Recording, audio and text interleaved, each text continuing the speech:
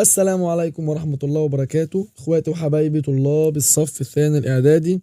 عاملين ايه يا جماعة؟ يا رب تكونوا بخير. درسنا اسمه المفعول المطلق. تحس ان الاسم تقيل شوية، صح؟ بس ما تقلقش. المفعول المطلق هو مصدر منصوب مؤكد لعامله مبين لنوعه مبين لعدده، سواء وافق عامله في اللفظ والمعنى أو في المعنى دون اللفظ. تعال معايا كده نفهم الدرس. كلمة مصدر دي يعني لفظ مأخوذ من الفعل. لفظ مأخوذ من الايه؟ من الفعل، مؤكد لعامله ومبين لنوعه ومبين لعدده. دول 3 أنواع بتوع المفعول المطلق.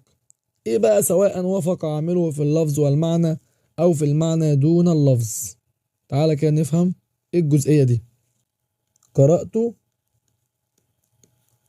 الدرس قراءة.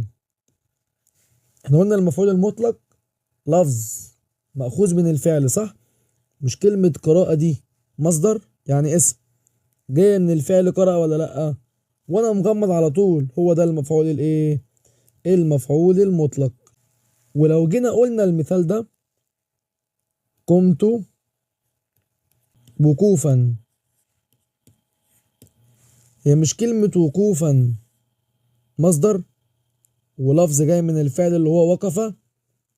طب هو مش قمت هي وقفت، ووقفت هي قمت؟ وقوفا ده مفعول مطلق. ارجع كده معايا للمثال الاولاني. احنا قلنا كلمة قراءة جاية من الفعل ايه؟ قرأ. هنا وافق عامله اللي هو الفعل في اللفظ والمعنى، يعني اللفظ نفس الفعل والمعنى هو نفس الايه؟ الفعل. نرجع للمثال التاني. قال لك قمت وقوفا. هي وقوفا في اللفظ زي كلمة قام؟ طبعا لا، دي وقوفا دي جاية من الفعل وقف. يبقى هنا المفعول المطلق وافق عامله اللي هو الفعل في الايه؟ في المعنى دون اللفظ. احنا قلنا المفعول المطلق كم نوع؟ 3 أنواع: مؤكد للعامل ومبين للنوع ومبين للعدد. يبقى المفعول المطلق كم نوع؟ 3 أنواع: مؤكد للفعل، 2 مبين لعامله، 3 بقى مبين لإيه؟ للعدد. ايه بقى القصة دي؟ أول نوع قال لي مؤكد للإيه؟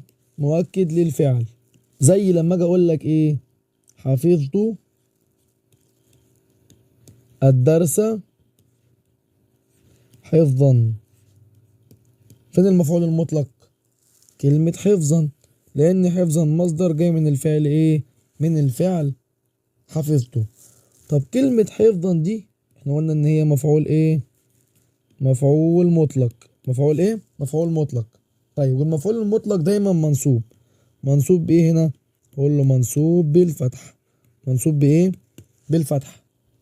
طيب كلمة حفظا جاي بعدها وصف، يعني جاي بعدها مثلا نعت، أو جاي بعدها مضاف إليه، أو جاي بعديها أي كلمة مرتبطة بكلمة حفظا؟ طبعا لأ.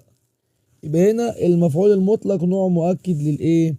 مؤكد للفعل. مؤكد للإيه؟ مؤكد للفعل. نخش على النوع التاني وهو مبين لعامله. زي إيه؟ زي لما أجي أقول لك إيه؟ فرحت فرحا عظيما.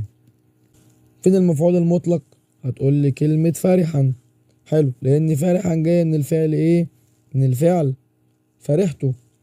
طيب فرحا جاي بعديه كلمة، جاي بعديه مثلا نعت أو مضاف إليه. قال لي كلمة عظيما إعرابها نعت. كلمة نكرة جه وراها كلمة نكرة يدينا إيه؟ يدينا نعت. طيب طالما جه بعد المفعول المطلق نعت، يبقى النوع إيه؟ مبين لعامله. مبين لإيه؟ لعامله. ناخد كمان مثال: دافعت عن أمتي دفاع الأبطال. فين المفعول المطلق؟ دافعت عن أمتي دفاع. كلمة دفاع مصدر جاي من الفعل ايه؟ جاي من الفعل دافعته. هنبص للمفعول، جه بعده كلمة، جه بعده كلمة، اعرابها ايه دي؟ اعرابها مضاف اليه، لان كلمة دفاع نكرة جه بعدها كلمة معرفة يدينا ايه؟ يدينا مضاف اليه. طالما جه بعد المفعول المطلق كلمة يبقى نوع الايه؟ نوع المفعول ايه؟ مبين لعامله. مبين لايه؟ لعامله. نخش على النوع الثالث وهو المبين للايه؟ المبين للعدد. ايه المبين للعدد؟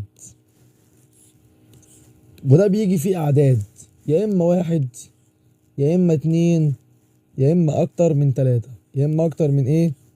من تلاتة. زي ايه؟ لما اجي اقول لك ضربته ضربة، كلمة ضربة دي اعرابها ايه؟ اعرابها مفعول مطلق، لان ده لفظ جاي من الفعل ايه؟ جاي من الفعل ضربة. طب كلمة ضربة دي دلت على كام؟ قال لي دلت على عدد واحد. هنا المفعول مطلق مبين للايه؟ مبين للعدد. طيب لو جينا قلنا ضربته ضربتين، فين المفعول المطلق؟ هتقول لي كلمة ضربتين دلت على كام؟ دلت على اتنين، يبقى نوع برضه مبين للايه؟ مبين للعدد. طيب لو جينا قلنا ضربته ضربات، فين المفعول المطلق؟ هتقول لي كلمة ضربات دلت على عدد، دلت على عدد اكتر من تلاتة، يبقى ده مفعول مطلق مبين للايه؟ مبين للعدد. نرجع كده للمذكرة. أقسام المفعول المطلق 3 أنواع. أول نوع عندي قلنا مؤكد للإيه؟ مؤكد للعامل، وده ما بيجيش مع المفعول المطلق لا نعت ولا مضاف إليه. زي آمنت بالله إيمانا، جه بعدها أي كلمة؟ ما جاش، يبقى مؤكد للعامل. أنا مخلص لوطني إخلاصا، كلمة إخلاصا دي جاي بعدها أي نعت أو مضاف إليه؟ لا، يبقى مؤكد للعامل. ينفعك علمك نفعا، جه بعده أي كلمة؟ لا، ما جاش. نخش على النوع التاني مبين لنوع العامل، وده بعرفه ازاي؟ اذا قيد المصدر بايه؟ قال لي بوصف او اضافة او اي اسم اشارة او اي تعريف بقل.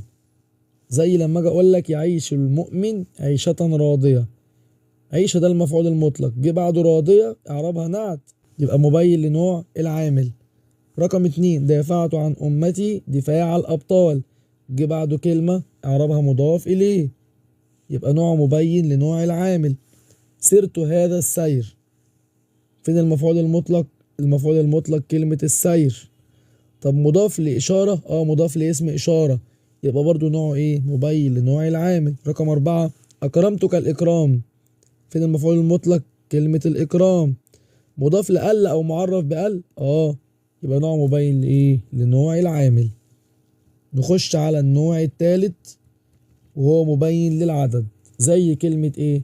همست همسة، دل على رقم 1. دورت حول الحديقة دورتين، دل على رقم 2. وقفت في الحق وقفات، دل على أكتر إيه؟ أكتر من 3. وبكده يا صديقي نكون خلصنا درس المفعول المطلق. ولو فهمت يبقى أنت جامد جدا جدا جدا، ولو ما فهمتش يبقى تعيد الفيديو تاني ومفيش أي هروب. ما تنساش تعمل لايك وتشير علشان غيرك يستفيد، واشوفكم في درس جديد، والسلام عليكم ورحمة الله وبركاته.